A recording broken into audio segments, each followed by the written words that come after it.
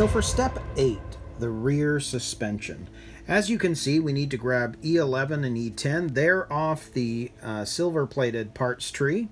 And we're going to be adding more bearings. We're going to put the wheel axles in and through, and then we've got these snap pins as well. Then on the second part of that, we've got to grab R3 and 4, which I've pulled together right there. And we've got these little ball connectors that have to be added to it as well. And then, of course, we've got our screw pins that will attach the lower arms of those silver pieces to these black parts. So I've pulled together everything. So you can see the ball connectors, the screw pins, and then, of course, we've got the ball bearings replacing the plastic bushings the kit comes with. Now, the only thing to make note of, just it's kind of interesting, I checked all 4. They are the same, but if you look at this, if you put it right on it, it actually is longer than the diagram. Quite often Tamiya stuff is perfect, but that's a little off. But they're all the same, so if you get one of those, you know you've got the right part. Anyway, I'll set this up and let's put this together. So let's work on this one first. And as you can see, I cut them both off the parts tree, so how do you know which one is the one to use? Well, you see how there's that sort of little diagram there? Well, it's pretty much referencing that spot right there. So you can see it's curving backwards, so we know that's curving backwards, so this is the right one. Now, you're going to see that we need to put bearings in this. So we're going to put one in the outside, and we're going to put one on the inside.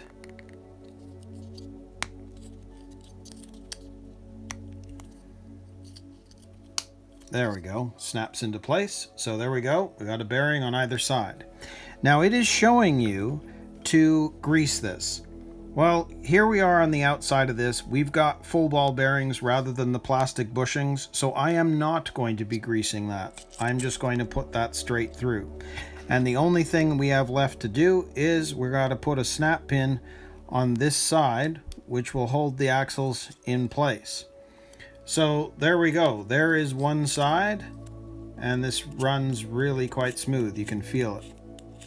It's interesting with the snap pins. Not seen that quite before, but I think it might just be temporary. It might just be holding these in while we're working on the car, because I think that would end up being one of the pins that would attach to a wheel hub. So I think that's temporary, but we'll see as we go. So same idea on the other side. We need to push these bearings in.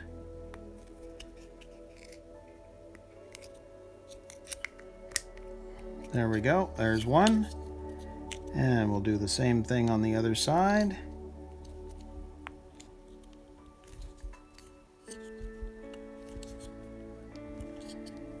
Is getting in there. There we go. So there we go. We've got our bearings, and we'll stick that wheel axle through the other side and grab our snap pin and put that through there. So there are the two sides ready to go for that step. So now we're going to work on this piece first. So if you think of it, the way this is done, it needs to be this way so that the opening is facing up, not this way where it's closed, but this way while it's facing up. And you can see that there is a ball connector that needs to fit right there. So as I've shown before, what I like to do is put the ball connector into the box wrench so that when we are doing this, I have a way of kind of keeping it level and knowing that it's going in the right way, because I can manipulate the box wrench in the direction it needs to go. And you see how it's level? So now I can just turn this in, and it should be going in straight, which it is.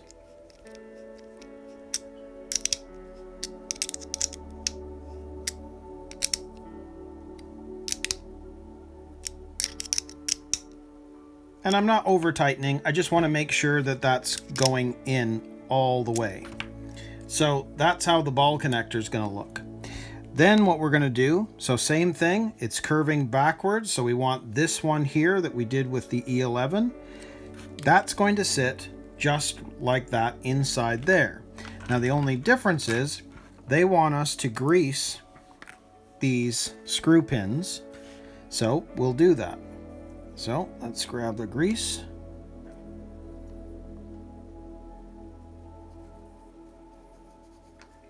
And we'll grease that all around. Makes sense because it's all part the moving pieces. The plastic's going to be moving around on this.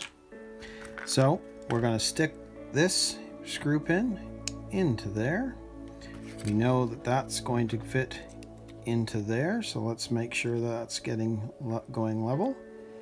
Going to stick that through, and since there's nothing on the other side, all we need to do is screw this in.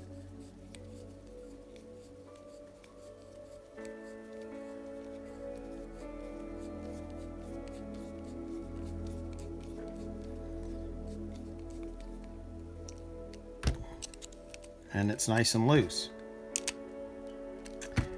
So ultimately that is what this is going to look like on this side. So we just have to do the same thing on the other. So let's grab our ball connector once again, make sure that that's facing up, put that in the box wrench, keep it level as you put a little bit of pressure on it, making sure that that's going in level, which it is. So we'll just screw this all the way through.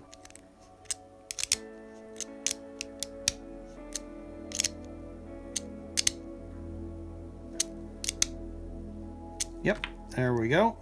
And so same idea.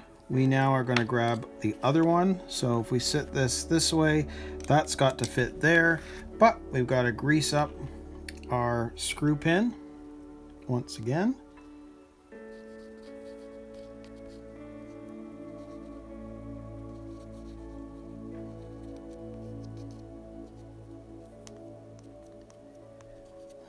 Go.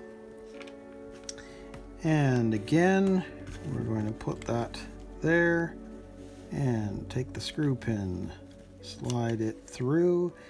It's at the other end, so now we can screw it in. Whoops. Here, I'm going to hold it this way instead.